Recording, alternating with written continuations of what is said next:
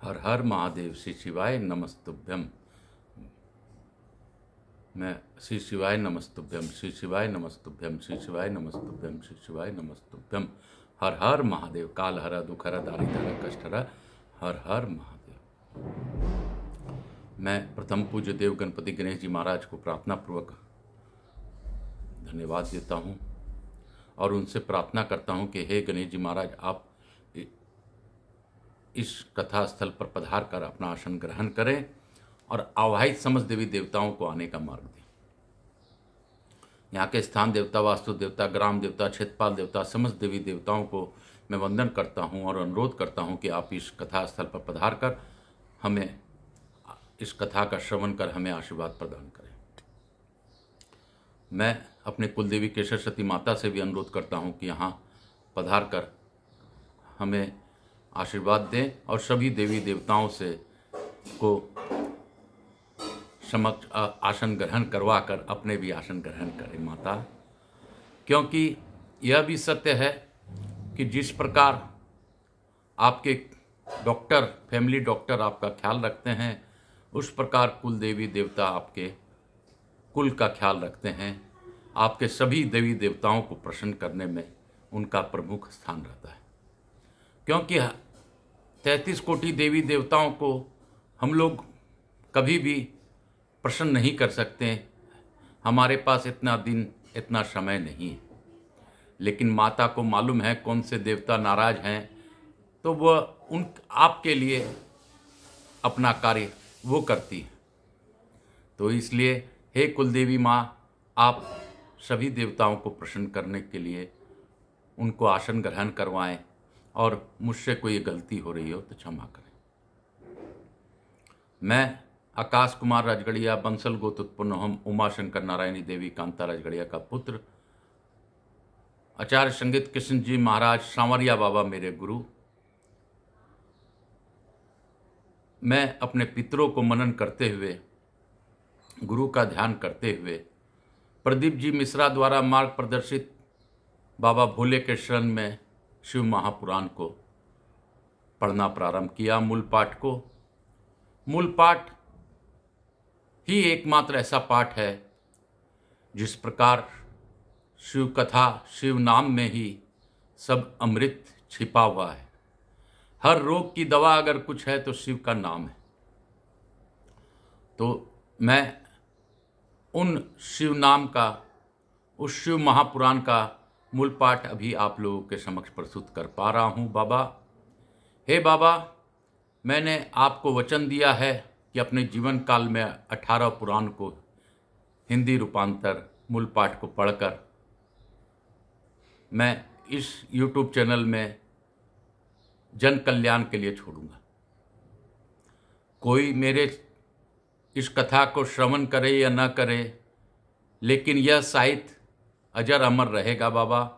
जिस प्रकार आप पृथ्वी में हैं, पृथ्वी के स्वामी हैं, आप वास करते हैं, लेकिन सूक्ष्म रूप से आप दिखाई नहीं देते। हे हनुमान जी महाराज, आप इस बात की साक्षी हैं। हे गणपति गणेश जी महाराज, आप भी इस बात के साक्षी हैं। हे साक्षी गोपाल जी, आप इस बात के साक्षी हैं। अब आप कैसे करेंगे, क्या करेंगे, मेरे महादेव ही जाने। मैं तो बस प्रयास करूंगा, मैं तो एक पुतला हूं, बाबा के आदेश का पालक हूं। बाबा जैसी इच्छा होगी वैसे मुझसे कर लेंगे, करवा लेंगे, सुन लेंगे और सुनवा लेंगे। हे बाबा, जिस प्रकार आपने तम्बरुका जी के मुख से शिव महापुराण श्रवण की, उस प्रकार मुझे भी अनुग्रहित कर श्रवण करें, कृपा बनाए रखें।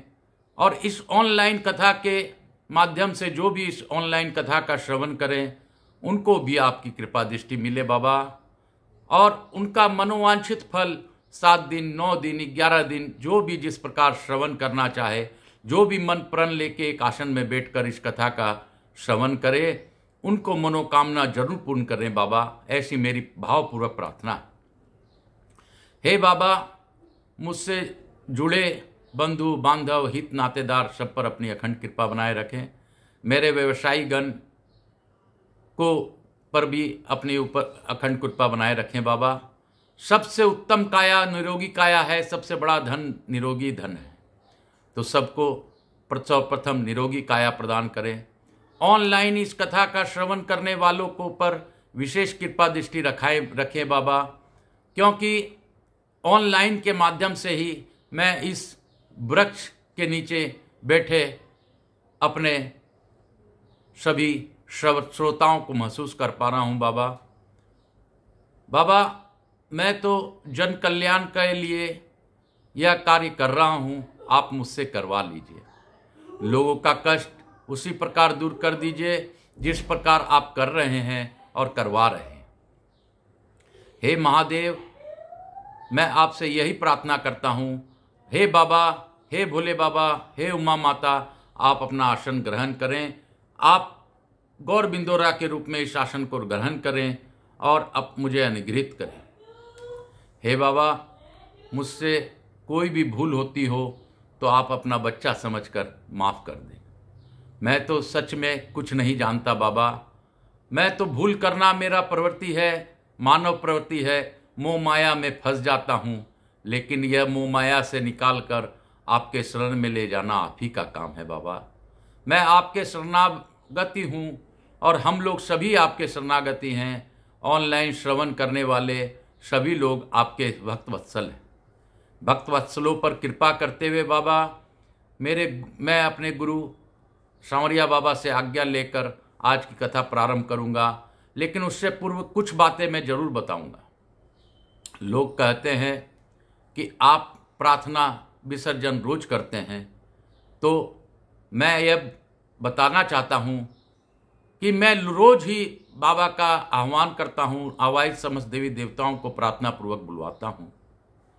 बुलवाकर उनको कथा सुनाकर उनको फिर से आने का निमंत्रण देता हूं, क्योंकि किसी भी पंडाल में अगर नियोजित रहता है 5 दिन 7 दिन का कथा, तो वहाँ कथा में आह्वान करने के बाद वो 7 दिन तक उस स्थल पर रहते हैं। लेकिन चूंकि मैं गृहस्थ आश्रम में हूँ,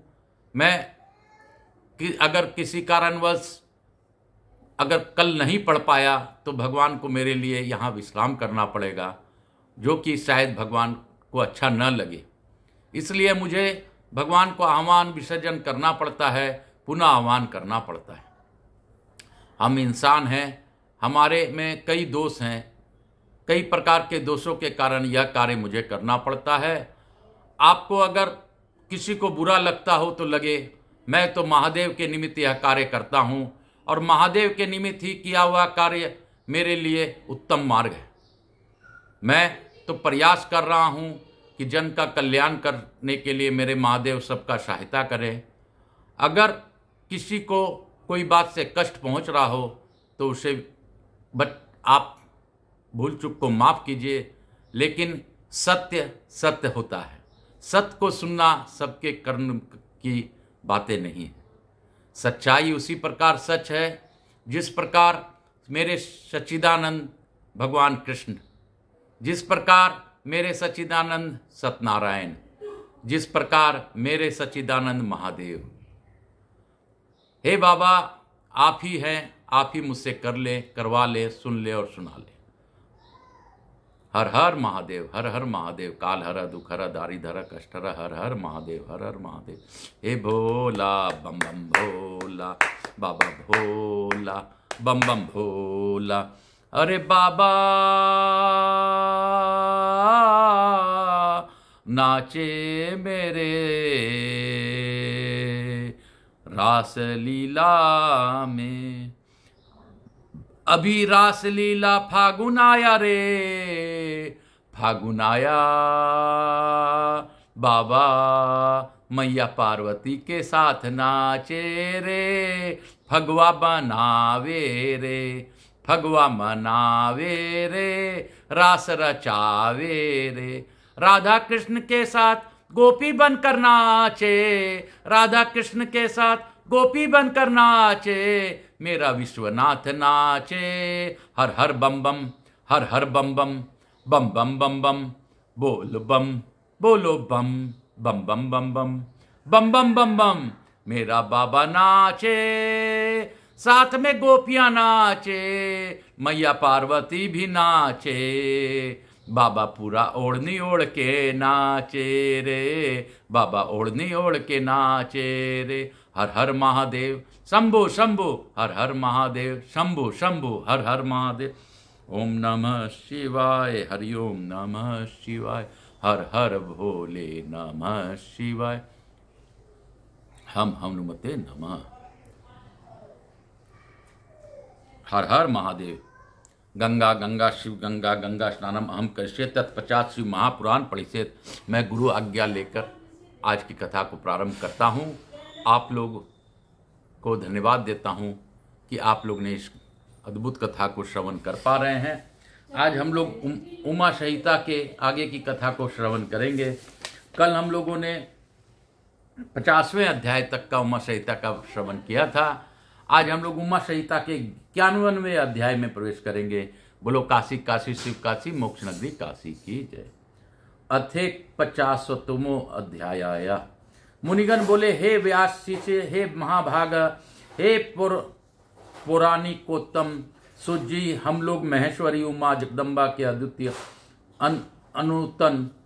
अनुतम क्रिया योग आख्या को सुनना चाहते हैं, जिसे सनत कुमार ने महात्मा व्यास से कहा था। सूत जी बोले, देवी की भक्ति से दृढ़ व्रत वाले आप सभी महात्मा धन्य हैं।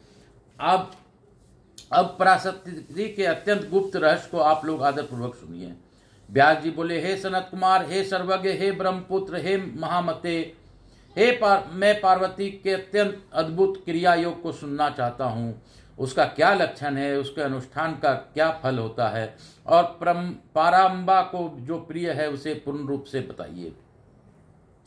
सनत कुमार बोले, हे द्वापायन, हे महाबुद्धे, आप जिस रहस्य को पूछ रहे हैं उसका वर्णन मैं कर रहा हूं, आप सुने। ज्ञान योग, क्रिया योग और भक्ति योग, ये श्री माता की उपासना के 3 मार्ग हैं, जो भोग एवं मोक्ष को देने वाला कहे गए हैं।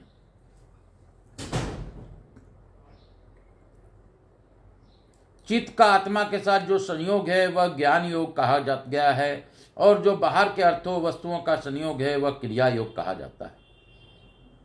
और देवी के साथ आत्मा का संयुक्त हो, एक रस हो जाना भक्ति योग माना गया है।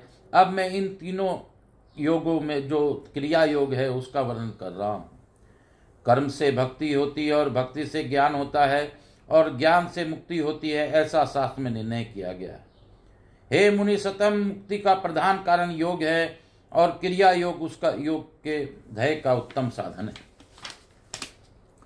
प्रकृति को माया तथा शाश्वत ब्रह्म को मायावी जानना चाहिए। उन दोनों के स्वरूप को परस्पर अभिन्न जानकर व्यक्ति संसार बंधन से मुक्त हो जाता है।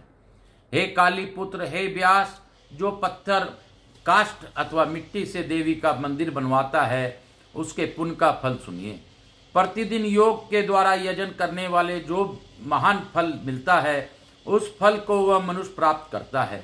जो देवी का मंदिर बनवाता है, श्री माता के मंदिर को बनवाने वाला वह धर्मात्मा अपने से पहले के 1000 कुलों को एवं बाद के 1000 कुलों को तार देता है।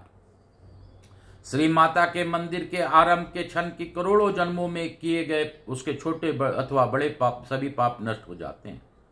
जिस प्रकार नदियों में गंगा, नंदोम में सोन, क्षमा में पृथ्वी, गंभीरता में समुद्र और सभी ग्रहों में सूर्य श्रेष्ठ है, उसी प्रकार सभी देवों में श्री प्राम्बा श्रेष्ठ है। वे सभी देवताओं में प्रधान है। अतः जो उनके मंदिर का निर्माण करवाता है वह जन्म जन्मांतर में प्रतिष्ठा प्राप्त करता है। वाराणसी, कुरुक्षेत्र, प्रयाग, पुष्कर, गंगा सागर, नेमिषारण्य, अमरकंटक, महापुण्यदायी श्री पर्वत, गोकर्ण, ज्ञान पर्वत, मथुरा, अयोध्या एवं द्वारका आदि पुण्य स्थलों में अथवा जिस किसी भी जगह श्री माता के मंदिर का निर्माण करवाने वाला संसार के बंधन से मुक्त हो जाता है। जितने वर्षों तक देवी के मंदिर की ईंटों का विन्यास स्थित रहता है, उतने 1000 वर्ष प्रयत्न मनुष्य मणि द्वीप में प्रतिष्ठा प्राप्त करता है। जो भगवती की सर्व लक्षण युक्त प्रतिमा का निर्माण करवाता है वह निर्भय हो निश्चित रूप से देवी के परम लोक को जाता है। शुभ ऋतु, शुभ ग्रह एवं शुभ नक्षत्र में देवी की मूर्ति की प्रतिष्ठापित करके मनुष्य योग माया की कृपा से कृत्य हो जाता है। उसके कुल में कल्प से लेकर जितनी भी पीढ़ियां हैं और जो भी आगे उत्पन्न होंगी, उन सभी को वह देवी के उत्तम मूर्ति की स्थापना करके तार देता है। हे मुनिश्रेष्ठ, त्रिलोकी के स्थापित करने से जो पुण्य होता है उसका करोड़ों गुना पुण्य श्री देवी की प्रतिष्ठा करने से होता है। जो मंदिर के माध्यम से देवी का प्रतिष्ठा कर उनके चारों ओर पंचायत देवताओं को स्थापित करता है, उसके पुण्य की गणना नहीं की जा सकती। सूर्य चंद्र ग्रहण में विष्णु के नामों को करोड़ों बार जपने से भी जो पुण्य फल प्राप्त होता है, उससे 100 करोड़ गुना अधिक पुण्य फल शिव नाम के जप से होता है। उससे भी करोड़ गुना पुण्य फल देवी के नाम जप से होता है और उससे भी करोड़ गुना अधिक पुण्य फल देवी के मंदिर का निर्माण कराने से प्राप्त होता है। जिसने वेद रूपा तथा त्रिगुणात्मिका जगत जननी देवी की प्रतिष्ठापित किया, श्री माता की दया से उसके लिए कुछ भी दुर्लभ नहीं है। उसके पुत्र पौत्र आदि निरंतर बढ़ते रहते हैं और उनका संपूर्ण पाप नष्ट हो जाता है। जो लोग मन में भी देवी की उत्तम मूर्तियां स्थापित की है इच्छा करते हैं, वे मुनियों के लिए भी दुर्लभ उमा देवी के परम लोक को प्राप्त करते हैं। किसी के द्वारा बनवाए जाते हुए मंदिर को देखकर जो मन में यह सोचता है कि जब मुझे संपत्ति होगी तब मैं भी मंदिर बनवाऊंगा, इस प्रकार सोचने वाला कुल सीधी स्वर्ग को जाता है, इसमें संशय नहीं है। महामाया के प्रभाव से त्रिलोकी में कौन सी वस्तु दुर्लभ है?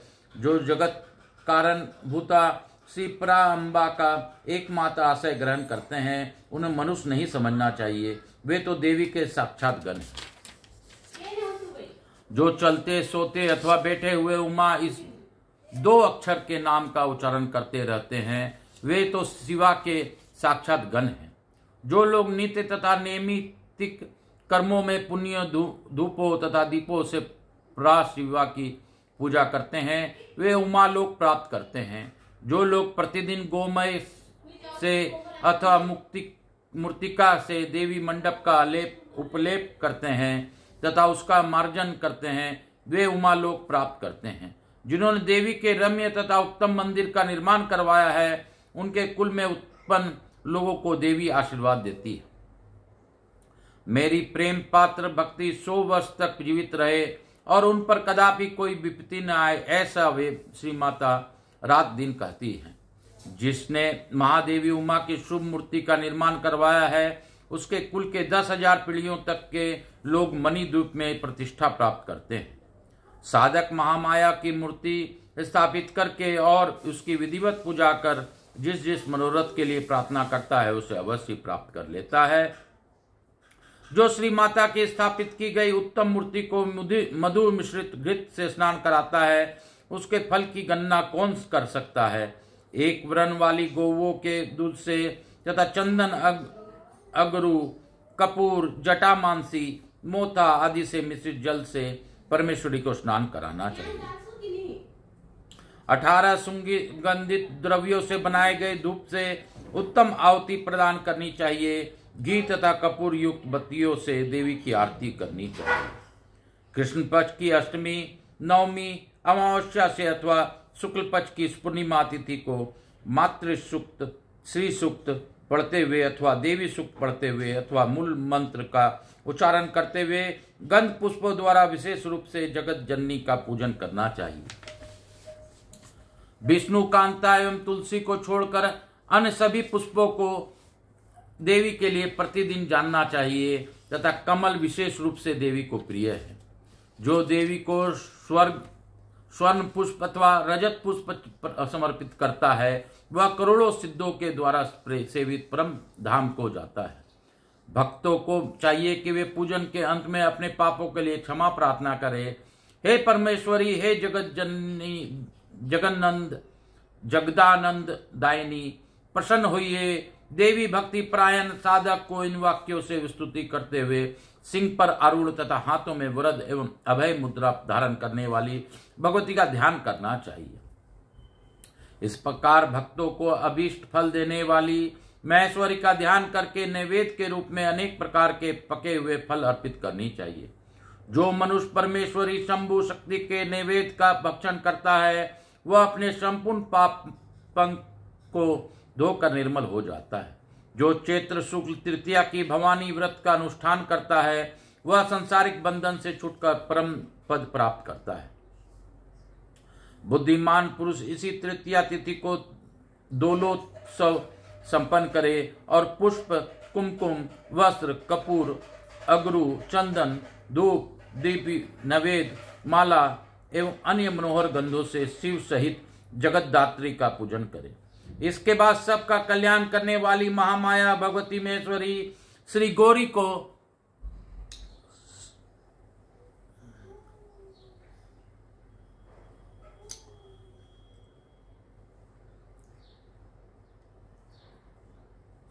शिव सहित पालने में बिठाकर झुलाए। जो स्थिति को प्रतिवर्ष नियमानुसार व्रत तथा झूलोत्सव करता है उसे शिवा समस्त अभिष्ट फल प्रदान करती है।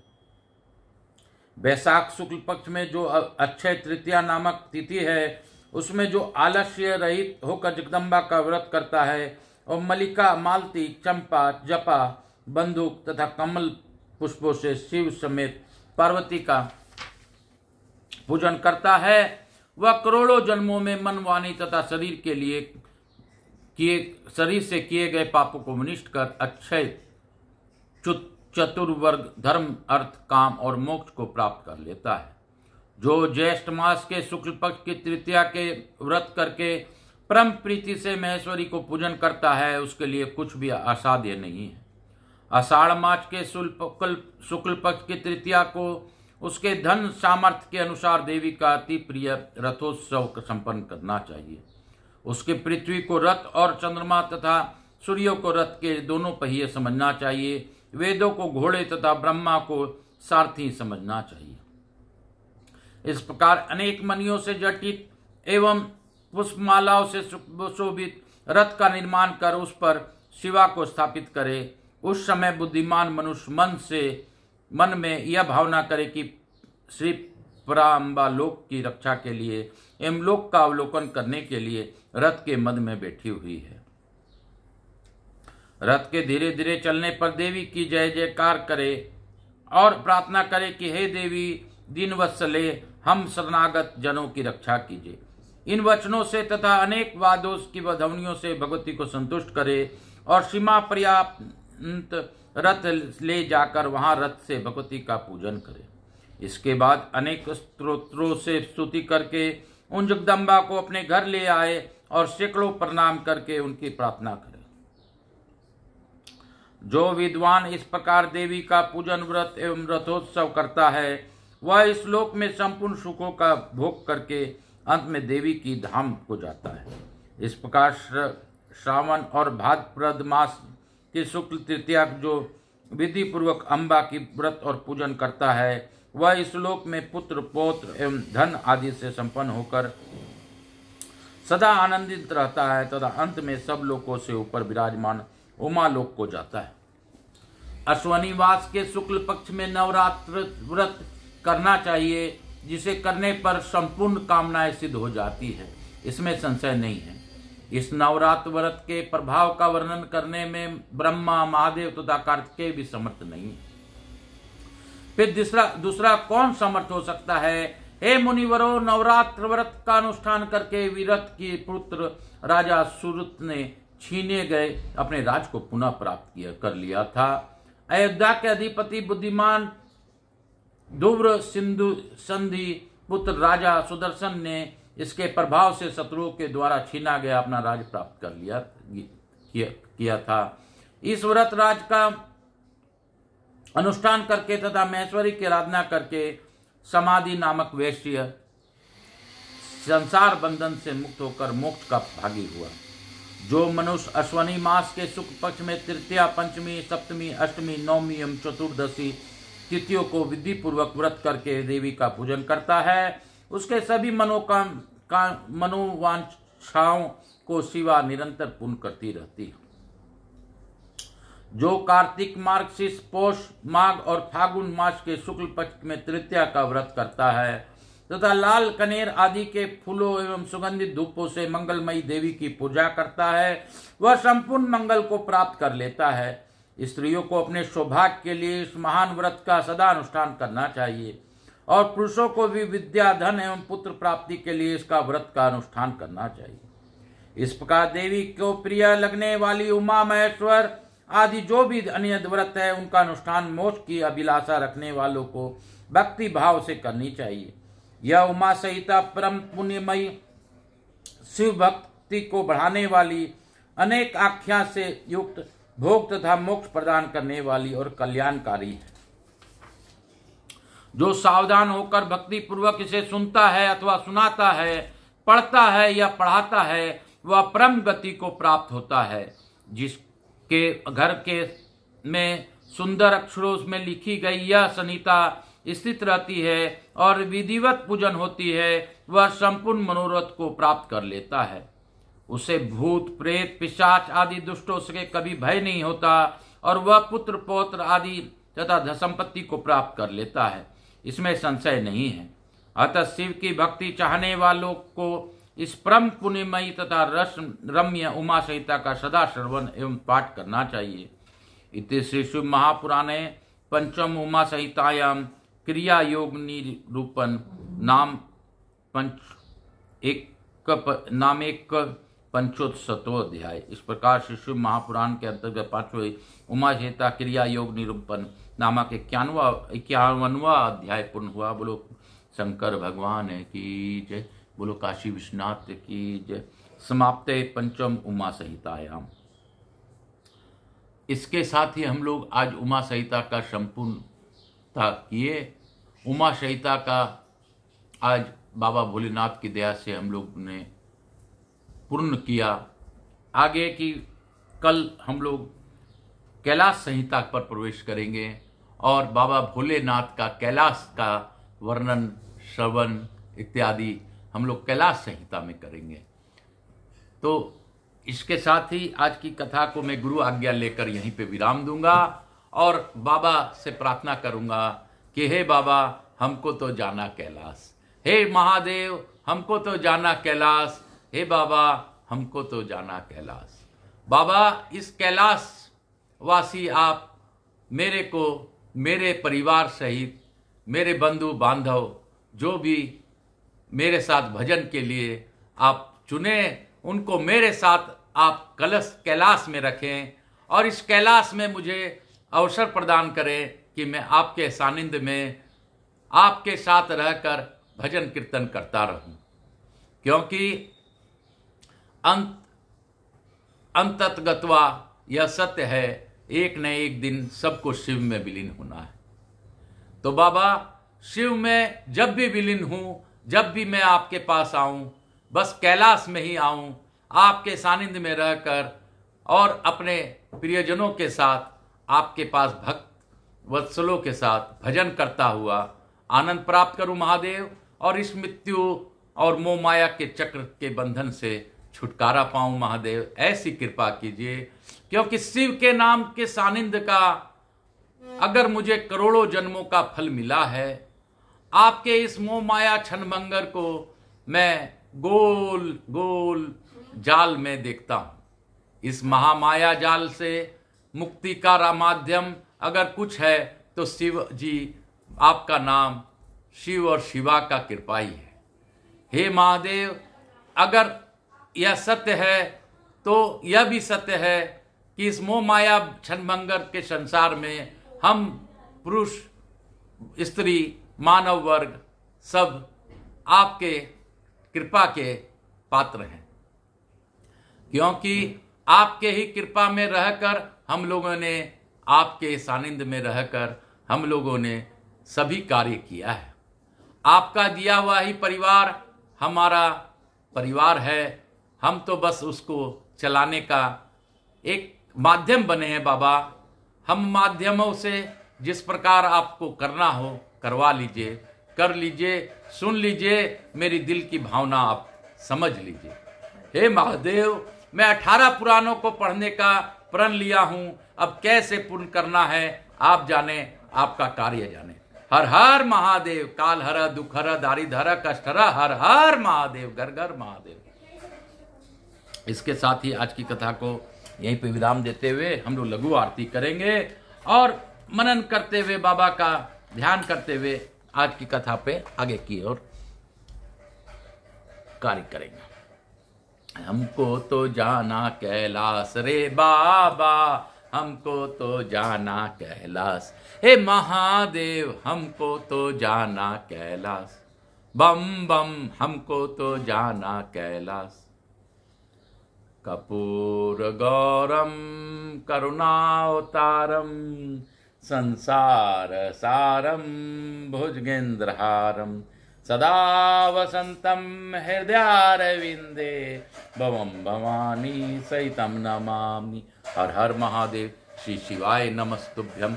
हर हर महादेव। राम श्री राम जय राम जय जय राम, राम श्री राम जय राम जय जय राम, रघुपति राघव राजा राम, राम श्री राम जय जय राम। मातृदेवी भव पितृदेव भव सब पितृ देवताभ्याम नमो नमः।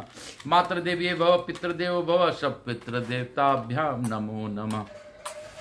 मातृदेवी भव पितृदेव भव सब पितृ देवताभ्याम नमो नमः।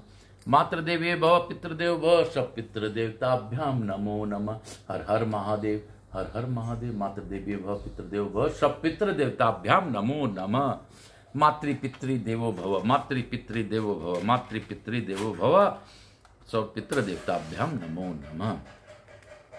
हे बाबा हमको तो जाना कैलाश, हे महादेव हमको तो जाना कैलाश, हे शंभो हमको तो जाना कैलाश।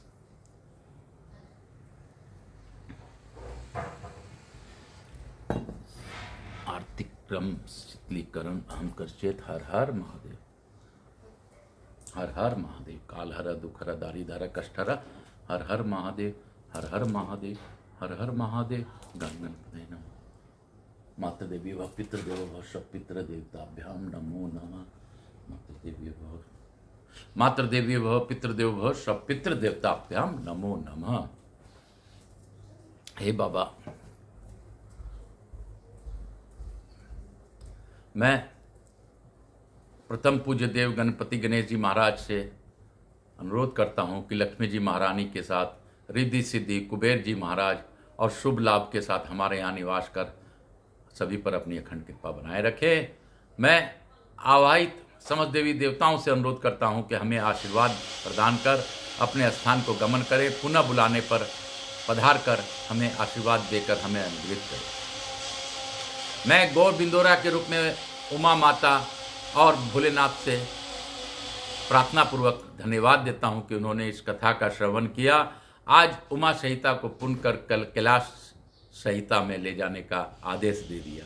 हर हर महादेव। इसके साथ ही मैं उनको प्रार्थना करते हुए, मैं अपने भोलेनाथ से मनन करते हुए उनसे अर्जी लगाता हूं कि हे बाबा, आप विश्व का कल्याण कीजिए, ऑनलाइन कथा श्रवण करने वालों पर विशेष कृपा कीजिए। आकाश राजगरिया यूट्यूब चैनल एक माध्यम बनाइए कि लोगों का कष्ट सच में कम होता जाए, कम होता जाए, कम होता जाए। लोग अगर इससे भावपूर्वक श्रवण करें तो उसका फल उसी प्रकार मिले जिस प्रकार एक भक्त को शिव के दर्शन से फल मिलता है। हर हर महादेव। श्री शिवाय नमस्तुभ्यम। बाबा, मैं यह मोह माया में फंसा पड़ा हूँ, किस प्रकार इस मोह माया में रहते हुए किस प्रकार यह मोह माया रूपी परिवार चलाना है, आप जानो, आपका काम जाने। मैं तो एक निमित्त हूँ, कठपुतली हूँ। कठपुतली का कार्य ज़्यादा सोचना नहीं होता, उसको तो चलाने का अधिकार सिर्फ कठपुतली के सूत्रधार को होता है। तो आप ही हमारे सूत्रधार हैं महादेव। शिव और शिवा के चरणों में मैं अर्पण करता हुआ, अपने मस्तक को रखता हुआ आज की कथा को यहीं पे विराम देता हूँ। हर हर महादेव, हर हर महादेव, घर घर महादेव, हर हर महादेव, घर घर महादेव, हर हर महादेव, घर घर महादेव, हर हर महादेव, घर घर महादेव। श्री शिवाय नमस्तुभ्यम। हर हर